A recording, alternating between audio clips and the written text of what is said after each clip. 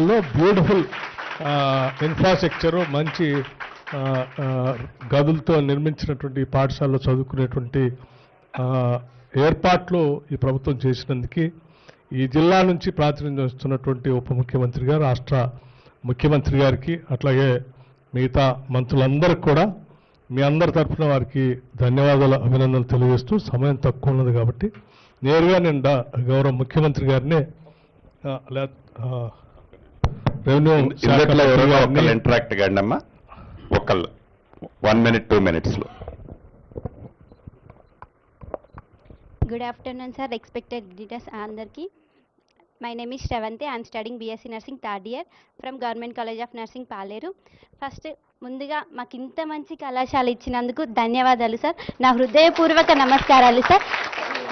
అంత మంచి కళాశాల ఇచ్చి, ఇన్ని మంచి వసతులు ఇచ్చి మా కోసం మీరు ఇక్కడికి రావడం మాకు చాలా సంతోషంగా ఉంది సార్. ఈ విషయంలో మేము చాలా మీకు రుణపడి ఉంటాం సార్ జీవితాంతం. ఇంత మంచి ఆపర్చునిటీస్ ఇచ్చి, మా కోసం మీరు ఇంత ఇంపార్టెన్స్ ఇచ్చి ఇక్కడి వరకు వచ్చినందుకు మేము భవిష్యత్తులో చాలా సమాజానికి ఆరోగ్య సేవ చేస్తామని ఈ సభాముఖంగా అందరం ప్రమాణం చేస్తున్నాం sir. Thank you sir, thank you so much sir. Sir మీ నాయకత్వంలో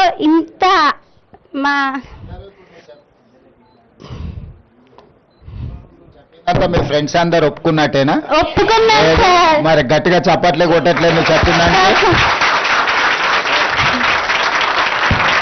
thank you so much sir. Thank you so much sir this valuable opportunities for. గౌరవ ముఖ్యమంత్రి గారికి, ఉప ముఖ్యమంత్రి గారికి, ఇన్ఛార్జి మంత్రి గారికి, ఉత్తమన్నకి, అధికారులు, నర్సింగ్ స్టూడెంట్స్, మీడియా మిత్రులందరికీ నమస్కారం. చాలా సంతోషం.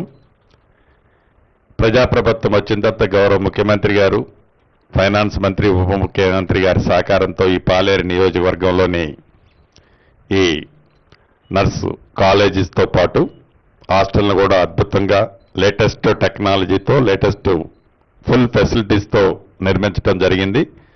ఈ నియోజకవర్గ పక్షాన గౌరవ ముఖ్యమంత్రి గారికి, ఉప ముఖ్యమంత్రి గారికి మనస్ఫూర్తిగా కృతజ్ఞతలు, ధన్యవాదాలు తెలుపుకుంటూ ఇప్పుడు గౌరవ ముఖ్యమంత్రి గారిని మాట్లాడవలసిందిగా కోరుతున్నాను.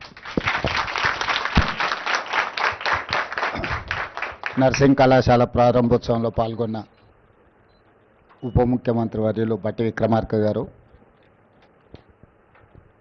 జిల్లా ఇన్ఛార్జి మంత్రి వర్యులు వాకిటి శ్రీహరి గారు, పెద్దలు ఉత్తమ్ కుమార్ రెడ్డి గారు, మీ అభిమాన నాయకుడు స్థానిక శాసనసభ్యులు రెవెన్యూ శాఖ మంత్రి వర్యులు పొంగులేటి శ్రీనివాసరెడ్డి గారు, నర్సింగ్ కళాశాల విద్యార్థులకు, మీ టీచింగ్ స్టాఫ్కి అందరికి కూడా నూతన భవన ప్రారంభోత్సవ శుభాకాంక్షలు.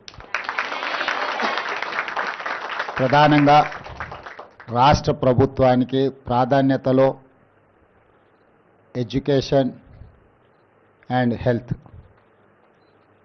పేద ప్రజలకు రాష్ట్ర ప్రభుత్వం అందించగలిగింది నాణ్యమైన విద్య, నాణ్యమైన వైద్యం. ఈ రెండింటిని ప్రాధాన్యత క్రమంలో పెట్టుకొని ఈరోజు రాష్ట్ర ప్రభుత్వం అన్ని రకాల ప్రయత్నాలు చేస్తున్నది. నూతనంగా బీఎస్సీ నర్సింగ్లో జాయిన్ అయిన మీ అందరికీ అభినందనలు తెలియజేస్తూ, మీ అందరికీ నా సూచన ఒక్కటే, సమాజంలో వైద్యానికి, వైద్యుడికి ఉన్న ప్రాధాన్యత అందరికంటే మొదటి ప్రాధాన్యతగా చూస్తారు. ఆరోగ్యం బాగలేనప్పుడు, ప్రాణ సంకటం వచ్చినప్పుడు ప్రజలు వచ్చేది వైద్యుడి దగ్గరికి. దేవుడి మీద ఎంత నమ్మకం ఉంటుందో వైద్యుడి మీద కూడా అంతే నమ్మకం, విశ్వాసం పెట్టుకొని మీ దగ్గరకు వస్తారు. మీ ఉద్యోగ ప్రయాణంలో మీ నిర్లక్ష్యము ఒక ప్రాణం ఖరీదుగా మారొచ్చు ఒకసారి. ఆ ప్రాణం ఆ కుటుంబానికి 100% జీవనాధారం కూడా అయి ఉండొచ్చు. కాబట్టి మీ విధి నిర్వహణలో మీకు వ్యక్తిగతంగా ఏమైనా సమస్యలు ఉండొచ్చు, వ్యక్తిగతంగా మీ అయిష్టాలు ఉండొచ్చు. కానీ మీరు మీ వృత్తిని నిర్వహించేటప్పుడు మీ ఇష్టాలు కానీ లేకపోతే మీ వ్యక్తిగతమైన సాధక బాధకాలు మీ వృత్తిలో కనిపించకూడదు. మనం వృత్తిని నిర్వహిస్తున్నప్పుడు చాలా బాధ్యతతో నిర్వహిస్తే జీవితంలో ఎంతోమంది ప్రాణాలను కాపాడిన వాళ్ళు అవుతారు మీరు. అదేవిధంగా మీకు భవిష్యత్తులో ఇక్కడేనే కాదు, గ్రామీణ ప్రాంతాలలోనే కాదు, రాష్ట్ర స్థాయినే కాకుండా ఈరోజు విదేశాలలో కూడా బీఎస్సీ నర్సింగ్ స్టూడెంట్స్కి విపరీతమైన డిమాండ్ ఉన్నది.